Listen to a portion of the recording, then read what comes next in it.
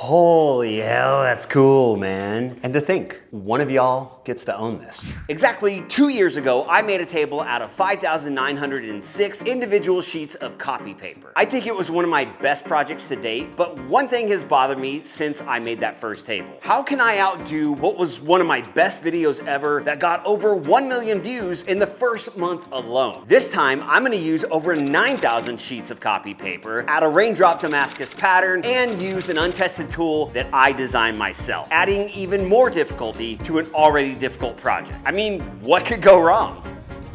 And if you watched that first paper table, you know I was inspired to build that project after seeing knife makers make micarta knife handles out of paper and epoxy. Now, sticking with that knife maker's theme, this time I was inspired by going further down the rabbit hole, and specifically what's called raindrop Damascus. And while I'm building that form to laminate the paper slab on top of, I'll start by laying out a grid of lines. And as I started to brainstorm what I was actually going to use to create the pattern, I thought of the one thing in my shop that solves the most problems that I run into.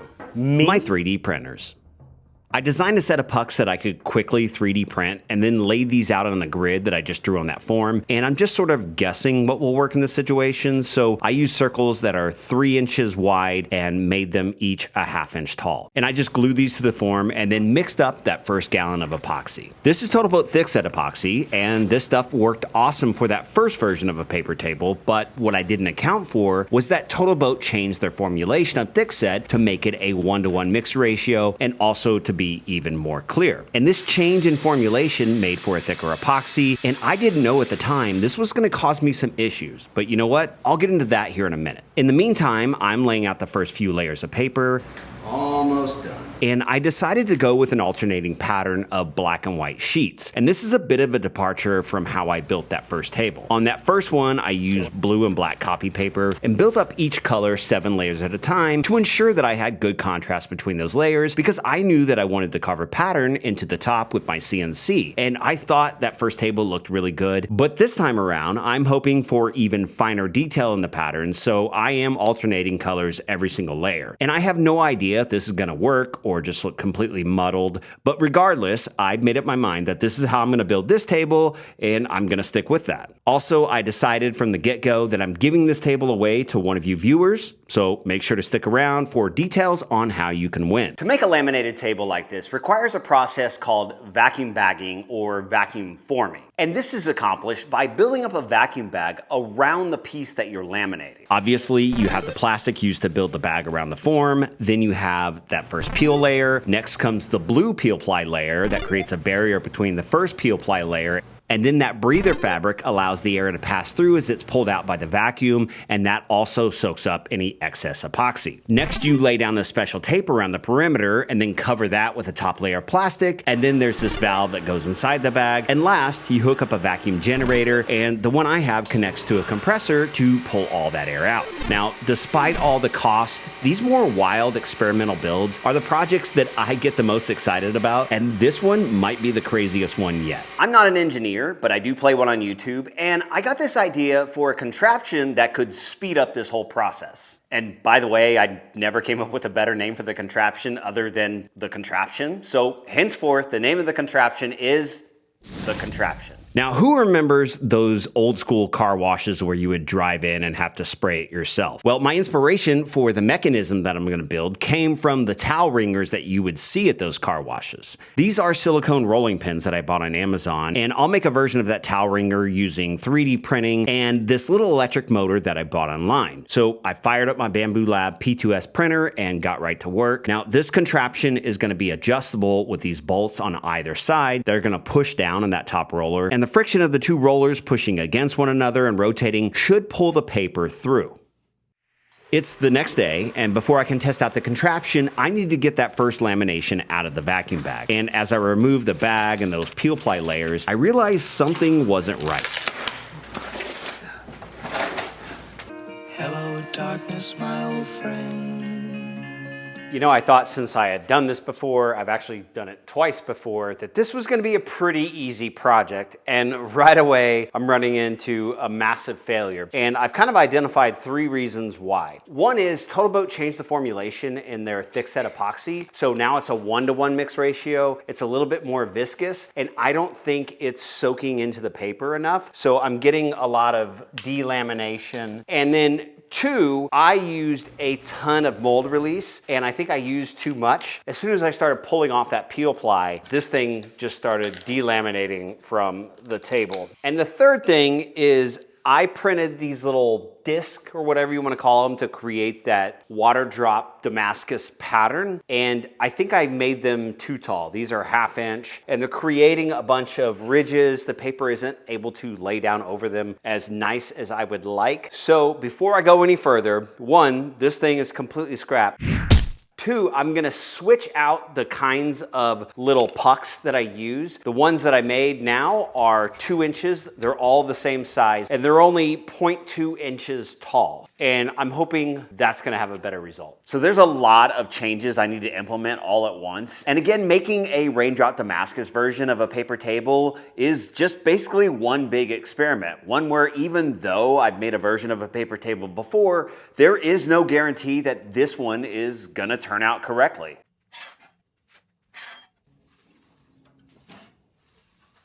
I have no idea if the smaller pucks that I 3D printed are gonna work or cause that same issue. I also have no idea if adding that extra color was gonna be a step too far for the final pattern, and I have no idea if switching to TotalBoat's Fathom epoxy is the right choice, because the Fathom epoxy is also a new formulation. Now, it's still a 2-inch deep pour epoxy system, but instead of being a 3-to-1 mix ratio, now it's a 2-to-1 mix ratio. And it's about the same viscosity as that old version of TotalBoat thick set epoxy, and while that formulation of Fathom is different, it still has that longer curing time, requiring about 3 to 5 days to fully cure, which means this project is going to take me much longer than I anticipated. But on a positive note, it does mean that I do have a longer working time. Which means I can do even more layers in one go, and the best part, I can stop and take a lunch break. Thanks, TotalBoat. As I use the Contraption for the first time, I'll give it mixed reviews. I mean, it worked, sort of, but that motor, it's running really slow, and I'm not getting enough pressure between those rollers, which means some sheets have too much epoxy, some sheets don't have enough, and this might cause some issues later on. And by the time I was done with this round of laminations, that motor had just quit working altogether. I guess it wasn't made to be covered in epoxy.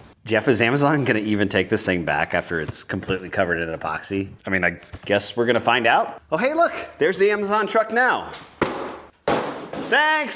So after waiting 3 full days for the epoxy to cure, I was honestly getting a little bit anxious. Not because I thought this had failed, but because I just didn't know what I was about to find. And as I started pulling off the vacuum bag and all those peel ply layers, I immediately ran into a problem.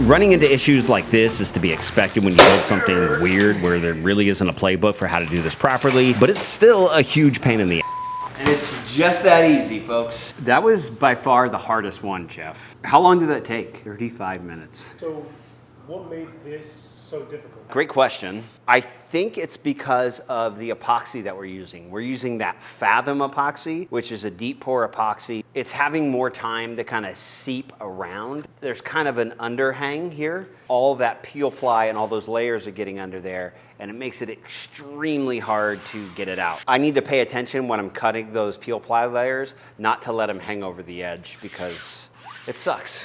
All right, only got to do that like what, 7 more times? Maybe 8? Maybe 8 more times.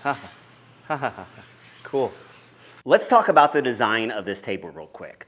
On that first paper table, I made a rectangular desk, and the overall design was a little bit more basic. And this time around, I wanted to make a round dining table with a bold industrial flair. And given that the inspiration for this table was high-end custom knives, I felt like the design for this table needed to be a bit more complex, a bit more industrial looking. So I jumped into my modeling software to design this steel pedestal base. This is going to be a 48-inch round dining table. So a pedestal base is the best solution to ensure that that 4 to 6 people can comfortably sit around the table at once. I started with a more traditional, almost farmhouse style, but then added those 4 vertical supports with that pattern of circular cutouts and that curved edge. And this is meant to invoke sort of minimal skeletal knife handles. I think this is going to fit together nicely with that tabletop, but I also know that many folks have very different tastes than mine. So, please let me know in the comments if you like this style or maybe what you would do different. But anytime I have an excuse to add some plasma cutting and welding to a project, I get excited because my favorite part of my job is that I still get to learn new things all the time, really every day. And I feel like every time I use my plasma table and I weld, I learn something new or improve my skills. And since I'm only welding and doing metal work once or twice a month, I definitely need all the practice I can get. Now, you guys know I've been working with Lincoln Electric the past couple years, and I really love my welding setup so much. I've got that multi-process welder, the fume extractor, the helmet, and I really do feel like my Lincoln Electric gear makes me a better welder than what I really am. So I'll make sure to drop a link down below if you want to check out my setup for yourself.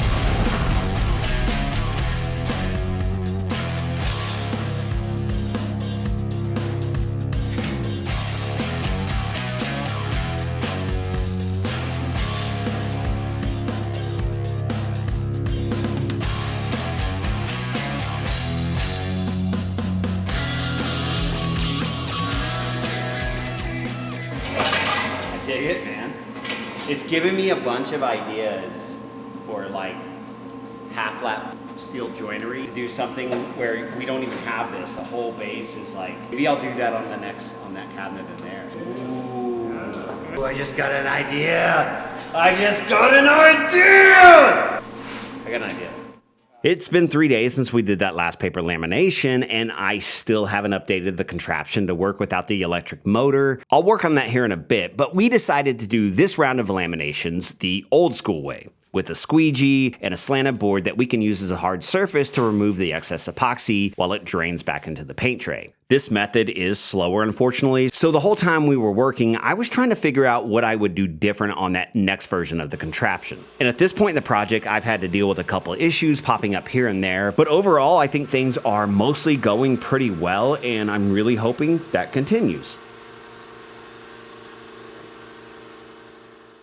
I complained about how difficult it was to remove all those peel ply layers on that last lamination, but that was nothing compared to what I was about to dig into. And at first, I really thought that maybe I had ruined this whole project, and this is what I think I did wrong. So by the time I was able to get back to the shop to remove all those peel ply layers in the vacuum bag from that last layup, it had been a full 3 days that I had to wait for that Fathom epoxy to cure, but then that led us right into the weekend, which meant that the epoxy had a full 5 days to cure. But actually, we're unbagging it here on the 6th day. So that epoxy has had all the extra time it needs to fully cure and get really hard. Plus there's the fact that using that squeegee method requires using more epoxy than the contraption does, and on top of that, I thought it was a good idea to add 2 layers of the breather fabric to soak up any extra epoxy. So that meant that not only has it cured to an even harder state, but there's also twice as much breather fabric, and that means it's twice as solid as any of the other unbaggings that I've done, meaning it took twice as long to remove all the layers, and this became quite the workout. Oh, Denise, what's up? So those new rollers are about 14 inches long total, and this time I designed them to be 3D printed instead of using those silicone rolling pins. So to fit on my 3D printer, I did have to split those rollers and create a male and female side that are going to mate together to create one full roller. And without the motor available, I added a turn handle, which is probably just what I should have done all along. But now we're all set up and ready to do that next round of laminations, and I can test out this version 2 of the contraption. Okay, so here is that initial contraption, which you guys already know, failed miserably. After the first day, that motor that I was using to drive it seized up. So we're gonna get rid of this.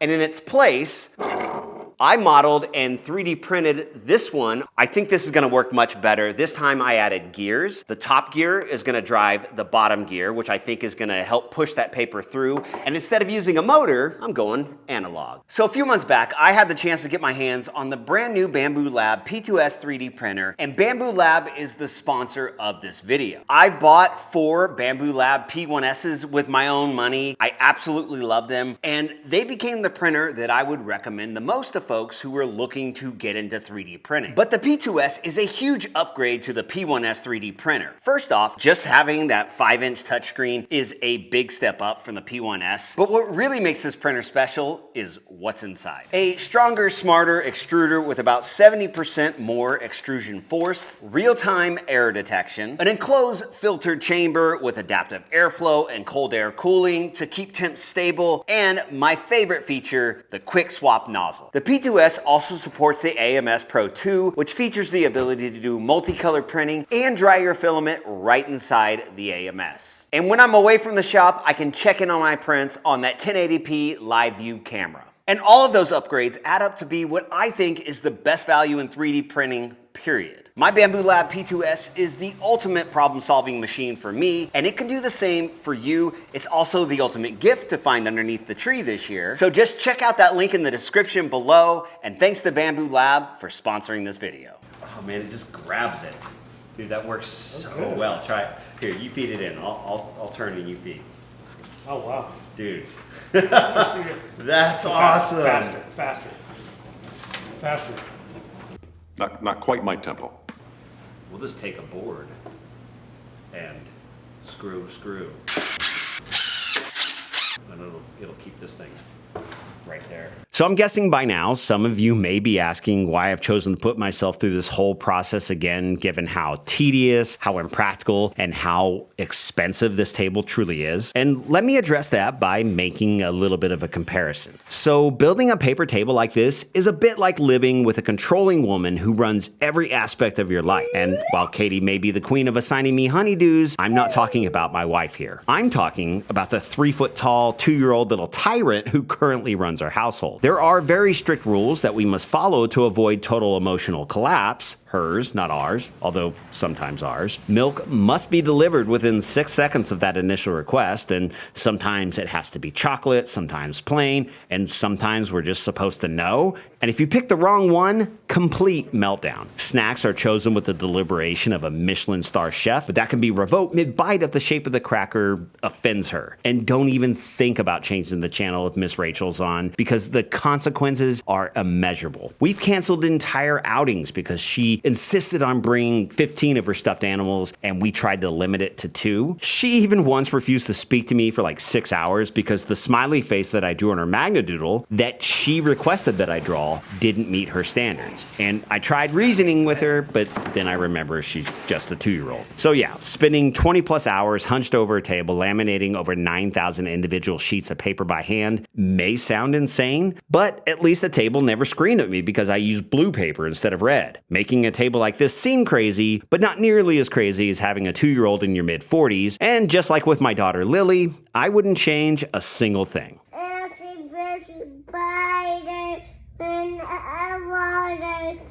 In all my years of building furniture and metalworking, I've never sent one of my pieces off for powder coating, not because I don't want to, but because it usually takes several weeks to get the piece back, and I never have that much time to wait. That said, I recently sold off some of my surplus tools, and that's how we met Freddie from Razor Coating Solutions here in Oklahoma City, and he bought one of my old air cleaners and mentioned to us that he had a powder coating business. He also assured us that he could get this piece turned around in a couple days versus a couple weeks, so that's what we've got cooked up for this table base. And before we send it off for powder coating, I did want to help him out by doing some of that prep work in advance. And to quickly remove mill scale, the best thing to use is muriatic acid, although I do a really terrible job at this. Let me know if you have any tips at all. But we did the best we could, and thankfully it's going to get sandblasted anyways before powder coating, and that just means I left a little bit of extra work for Freddie. And at first I thought we would just go with the standard black powder coated steel. Then at the last minute, literally like the last minute, I made a decision to go in a completely different direction. And to be honest, I'm a little scared that this is one of those bad choices, but you know what? I'm just gonna go for it, and I'll just have to wait until the base comes back to see if I made the right choice or if I totally ruined this table. So far, we're about halfway through those paper laminations, and I had a little unwelcome surprise waiting for me when I got back to the shop. Dude, guess what I forgot to clean after the last round of laminations? The contraption? The contraption. Oopsie. Oh well. So unfortunately, we have to do the next round of laminations without the use of the contraption because I'm a dingus, which means this round of laminations is going to be a bit slower, but on the bright side, it gives me another chance to refine the design of that contraption a little bit more. Now, I wasn't really a big fan of the roller mating mechanism, so this time I've come up with a finger joint method that should add for a lot more gluing surface and make the roller stronger, I hope. I also beefed up the handle and parts of the rollers that slot into the housing, hopefully making those stronger as well, but it's all going to work the same as it did before. Fine. And the adhesive that I used is called 3D Gloop, and this actually welds those plastic parts together. So long as I remember to clean this up with some acetone after that last round of laminations, I should be able to use this contraption over and over. And bonus, the tree supports from the 3D printer also serve as like the perfect cat head scratcher. And you know, for a shop cat, Moose is living his best life. So far, we've laminated 200 layers of paper with over 12 gallons of epoxy, which means this table is really heavy. And I'm really glad that I have Jeff around because I don't think I could move this all by myself. And I'm not gonna bore you by making you watch that 7th and final lamination in its entirety, but that third version of the contraption was by far the best one yet. Although with the way my back feels after we're finished, I'm hoping it's gonna be at least another 2 years before we do another paper table. I mean, that is unless you guys think I should do this again. I mean, drop a comment, let me know if I should, and more importantly, what should I do different on the next version? And I had one more little lovely surprise waiting on me after I finished that last round of lamination. Well, my vacuum generator no longer works. We just spent the last 5 hours laminating paper, and if I can't get this figured out, then I don't know. I do have this other vacuum pump. I don't even know if it has all the parts. Whoa, look at it go, dude! It's working better! Given how way overpriced that $450 part that just crapped out on me is, have I mentioned how impractical this table has become? Only like 47 times.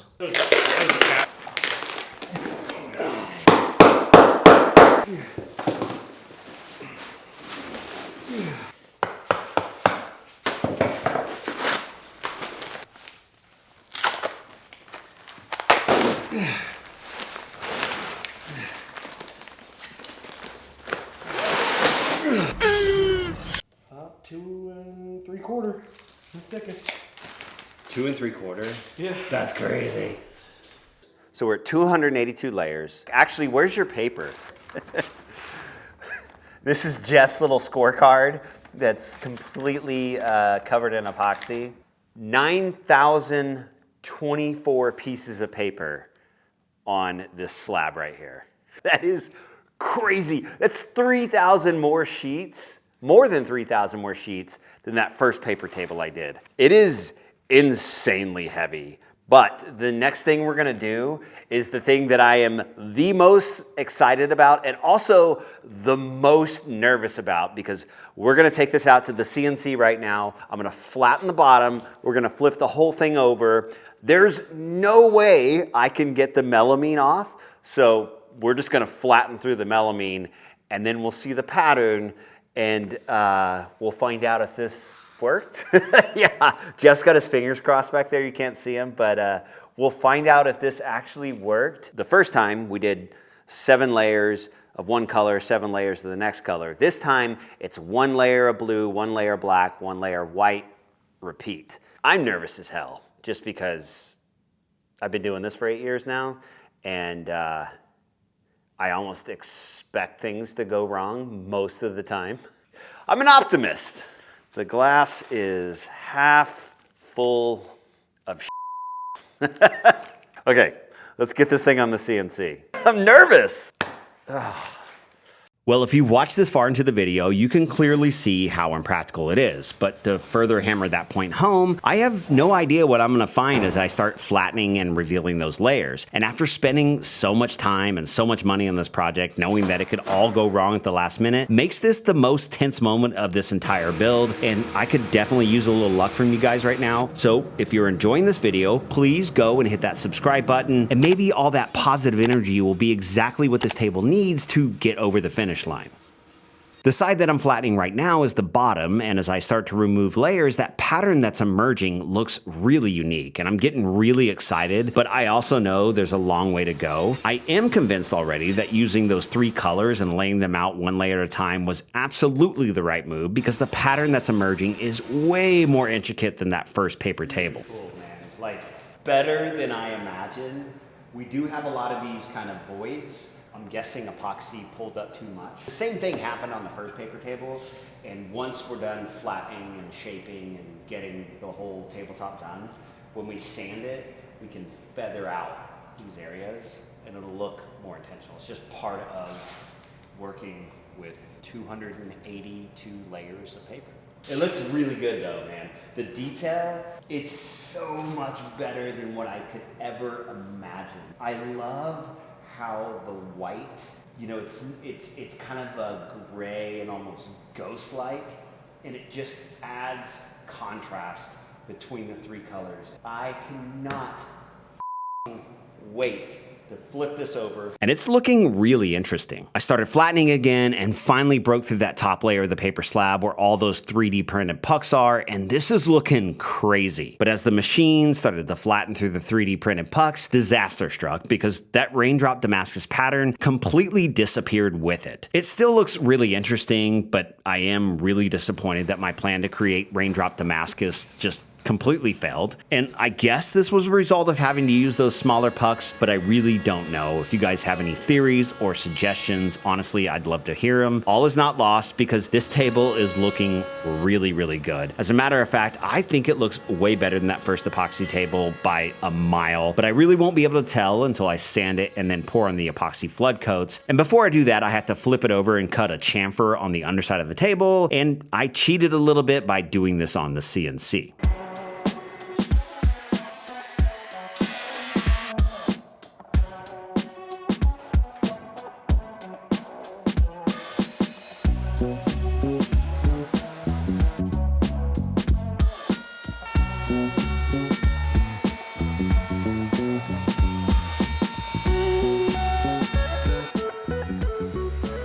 That sanding went really well, and the table is looking really cool, but I know the thing that's really gonna make this table pop is pouring on those epoxy flood coats, so here we go. Now, normally I would use TotalBoat tabletop or high performance epoxy, but I forgot to order some more, so I'm going back to that new thick set formulation, which is not only for casting, but it's also for coating as well. I don't know, that might be the coolest thing I've ever made. Like, that looks way better than what I ever thought it could look like. I mean, essentially the raindrop Damascus pattern doesn't exist. Dude, I was not expecting it to look that good. I was actually really nervous about doing the layers one by one like that. If you remember, initially we only had black and white. I added blue, and dude, I am so glad I did, because I don't think this would have looked near as good.